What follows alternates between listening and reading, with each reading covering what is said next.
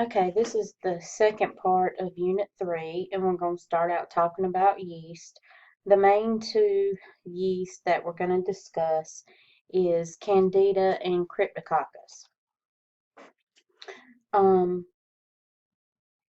Usually these yeast are problems for patients with AIDS, transplant patients, cancer and on chemo, pregnancy, diabetics, pregnancy.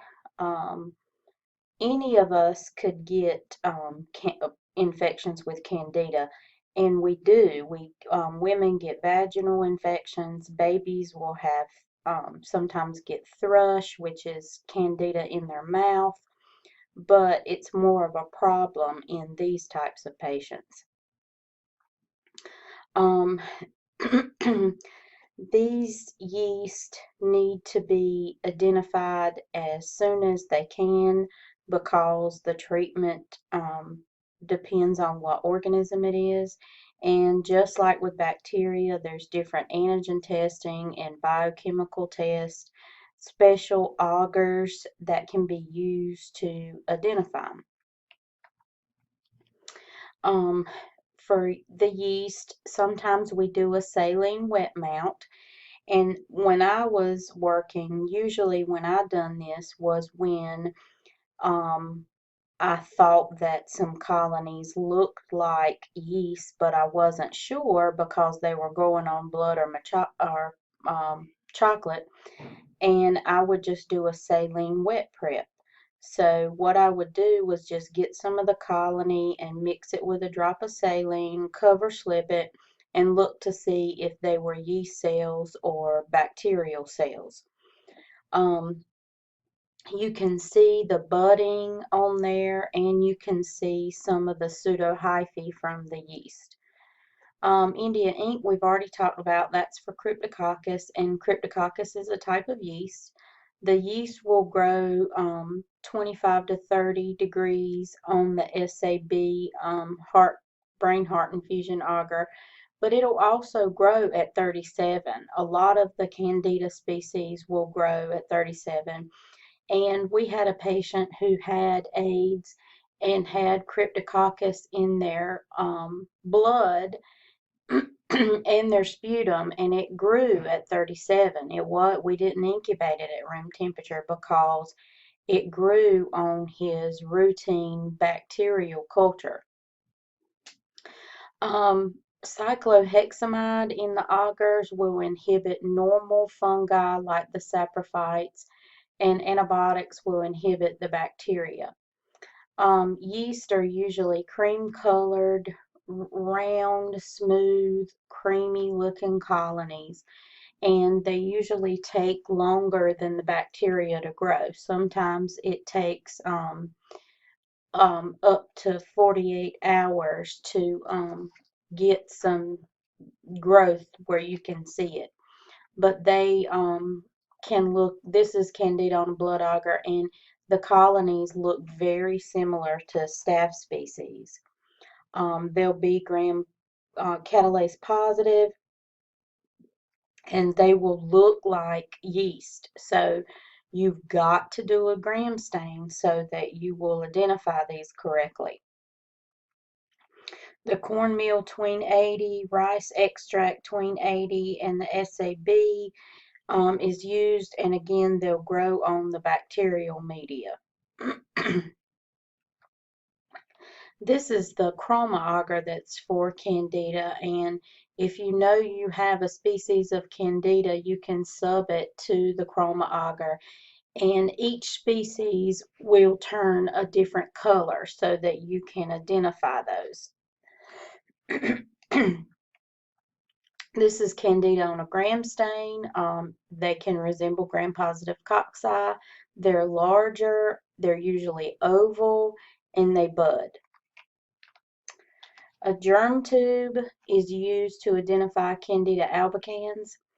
It's just a little tube with serum in it. You put some colonies in there, and you incubate it, and then you look at it under the microscope. If it's Candida albicans, they'll form these germ tubes that have parallel sides. They don't have a constriction point right here, and they're non-septate.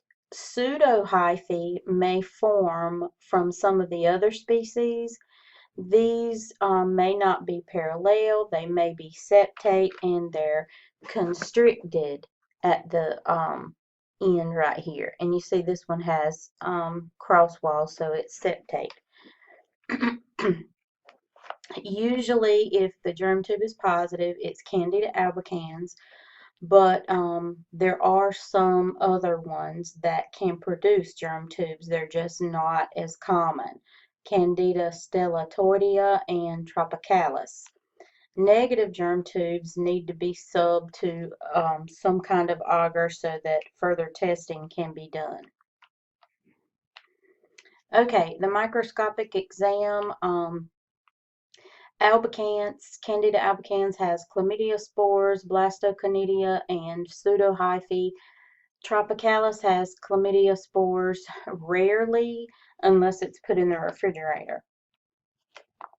Candida, it's normal flora of the throat, but it's also normal flora in the vaginal area, and also it can be normal flora in stool. Candida albicans causes thrush in AIDS patients and sometimes babies. It infects diabetics, cancer patients, and TB patients. It can cause cutaneous infections, usually in burn victims. Nail infections, this is usually seen when the nail gets real hard and almost white and thick. Vaginal infections after antibiotic treatment. Osteoarticular joint disease in heroin addicts and in elderly patients after catheter removal. Endocarditis and tropicalis sometimes produces a disseminated disease in immunocompromised patients. Cryptococcus neoformans, this is a yeast. It looks a lot like the budding yeast that you saw on the gram stain. It's isolated from pigeon droppings and it can be inhaled by humans. It produces a pulmonary infection. The patients usually have cough and fever and nodules in their lungs, and it can spread and cause a disseminated disease and get into the spinal fluid and cause meningitis. In the spinal fluid, the fluid is usually clear. It has increased protein, decreased glucose, and increased lymphs. The glucose, the organism is consuming the glucose. The increased lymphs is a little bit odd because this is a yeast and usually the neutrophils will be positive or higher with fungals, but these have lymphs, which is a little strange. So it may look like a viral infection. Amphotericin B is used to treat Cryptococcus. Okay, Geotrichum, this is found in soil and cottage cheese, milk, other food. It can be normal flora. It infects immunocompromised patients, but this one is kind of rare. But the reason you need to know about it is because it looks a lot like Coccidioides, and Coccidioides is one of the dimorphic fungi that causes severe fatal infections. Coccidioides has alternating arthroconidia. We're going to talk about what that is and when we get to that organism. But also it has two different phases. Geotrichum does not. Coccidioides will grow at room temperature and at 37. Okay, in your notes, this one says Torreolopsis glabrata, but this organism has been changed to Candida glabrata. This is found in the soil, normal flora of the mouth. It usually infects the lungs, kidneys, and it can spread to the blood and cause sepsis. This is very similar to Histoplasma capsulatum, which causes a fatal disease, and Histoplasma can grow at two different phases, and Glabrata does not. Glabrata, it has been isolated from some infections, but it's not real common. Okay, subcutaneous mycosis. Um, these are caused by Dematiaceous molds, hyaline molds, and fungus-like bacteria. Usually it comes from thorns or other vegetation that's contaminated with the organism, and it can cause skin infections that spread to lymph nodes and other tissue around it. Mycotic mycetoma is caused by higher fungi with pigmented hyphae, and actinomycotic mycetoma is caused by a fungus-like bacteria that has necrotic debris, branching interwoven filaments with a gelatinous sheath. The dematiaceous molds are black at first, and then they turn, they're short and velvety, and they have conidia. There's some that are listed in your notes, and these are some of the ones that um, previous classes had to know, but you don't have to know these anymore. So I just basically just left them listed just so you would see their names, and if you were in the lab and you had an infection, or not you, but a patient had an infection with these, you would know it, hopefully remember it was a fungus. Chromoblastomycosis is an infection of usually the lower extremities, usually the feet, like below the knees. It can be on the face, hands, and neck. It usually comes from contaminated vegetation.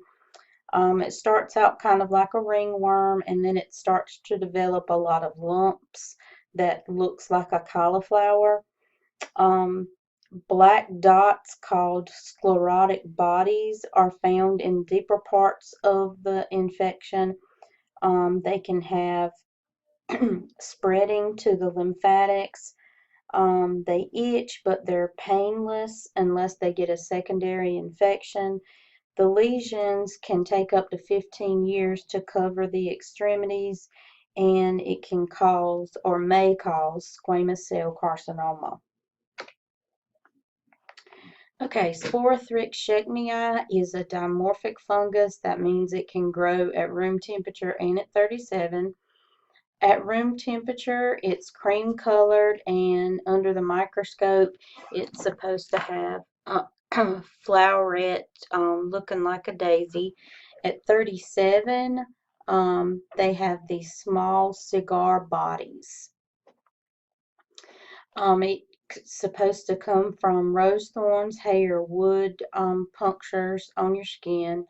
They will cause hard black ulcerating lesions that are usually on the extremities and can spread to the lymphatics. Um, Whenever we are trying to identify these dimorphic organisms, one of the ways to identify them is if they grow at room temperature, then we sub them to 37 or to a different agar and incubate them at 37 to see if they'll grow.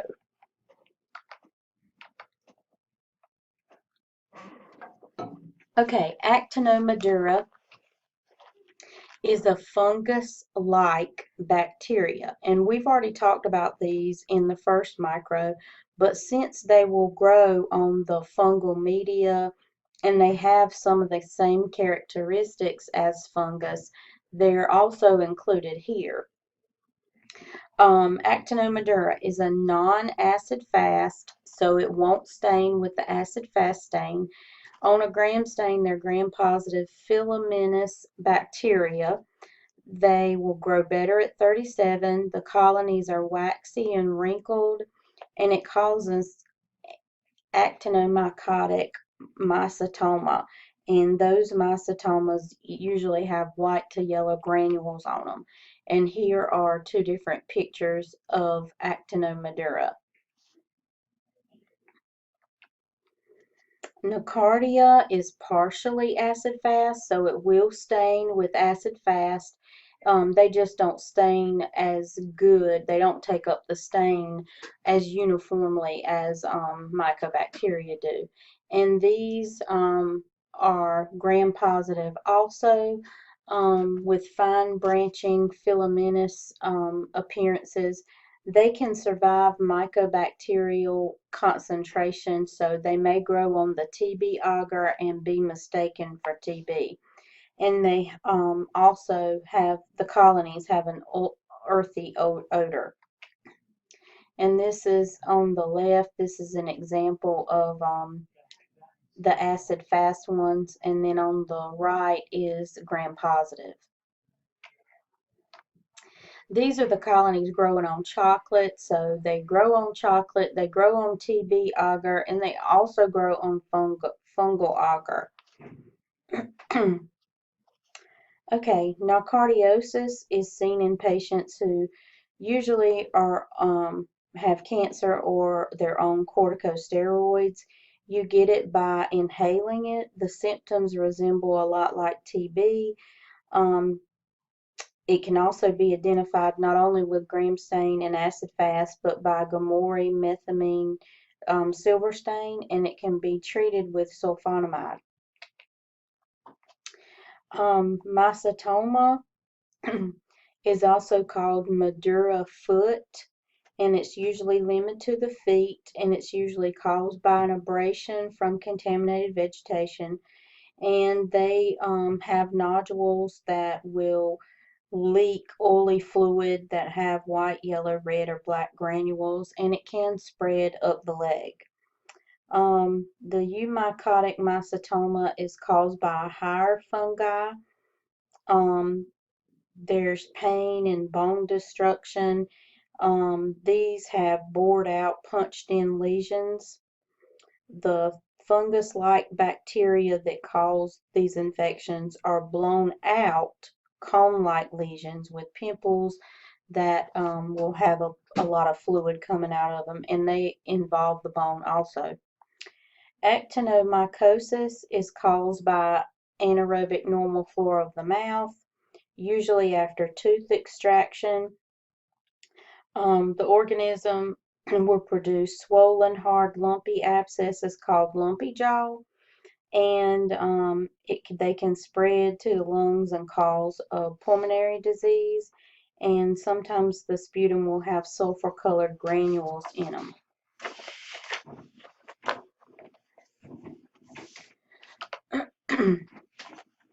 Okay, with the systemic mycoses, these four organisms are ones that are dimorphic also. They will grow as a mold at room temperature and a yeast at 37. And in order to identify these correctly, they have to be converted to the other phase to be identified. And these organisms can be inhaled when you're setting the cultures up. So anytime you see a white fuzzy fungus, you are not supposed to open the plate. It could be one of these, and these are seen in our country, and you could inhale it and get these infections. Okay, blastomyces dermatitis. At the mold phase, it's a yeast-like colony that can later become prickly, fluffy white or tan. At 37, it's waxy, wrinkled, and creamy tan, and it usually takes 4 to 5 days to convert. Microscopically, the mold phase has single, smooth, round to oval conidia at the ends of short conidiophores or directly on the hyphae. This is what they look like. And then the yeast phase have budding, and they have a broad base where the daughter cells are attached to the mother cells right here. It's not so constricted.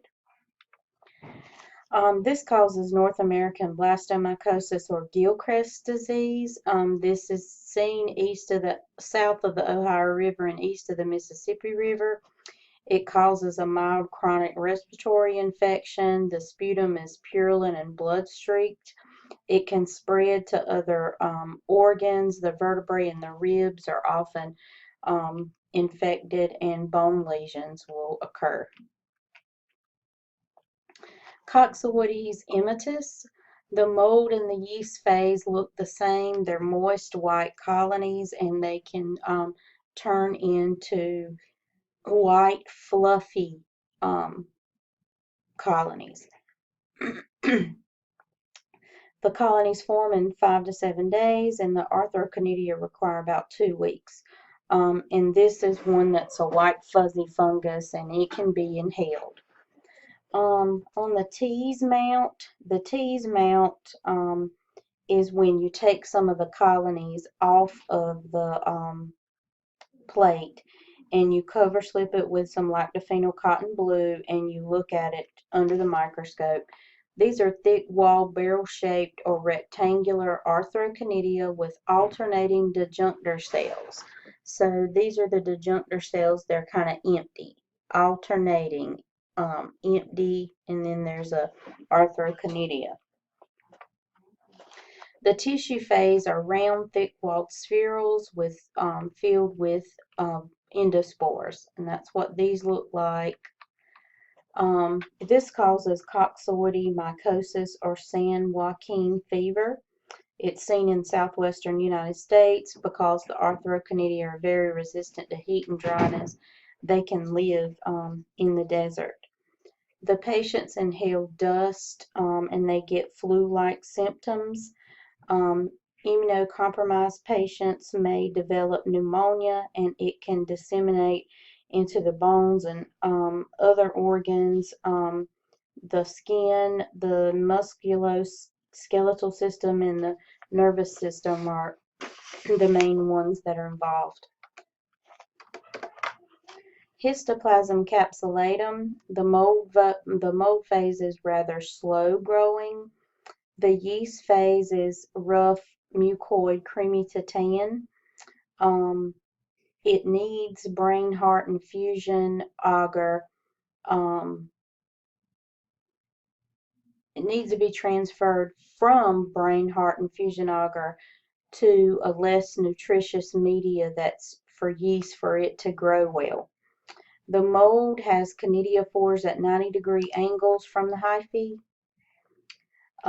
They have large round macrochlamydia with smooth, spiny, or fin-like tuberculate edges, and small round to teardrop, rough or smooth microchonidia are seen along the hyphae. And the yeast phase has small single budding yeast. Histoplasmosis or Darling's disease is seen near the Mississippi River, Ohio River, and in the Appalachian Mountains. It's been isolated from bird droppings, including chicken and bats. The birds can have it in their body and they don't get sick because their temperatures are high, and it doesn't make them infected. Wind is often a vector. It can't be transmitted from person to person or animal to person. It's usually through the skin or inhalation. It causes flu-like symptoms that are usually self-limiting, but occasionally it can cause a chronic pulmonary disease. It can cause infiltrates and in the lungs, and that's common in AIDS patients.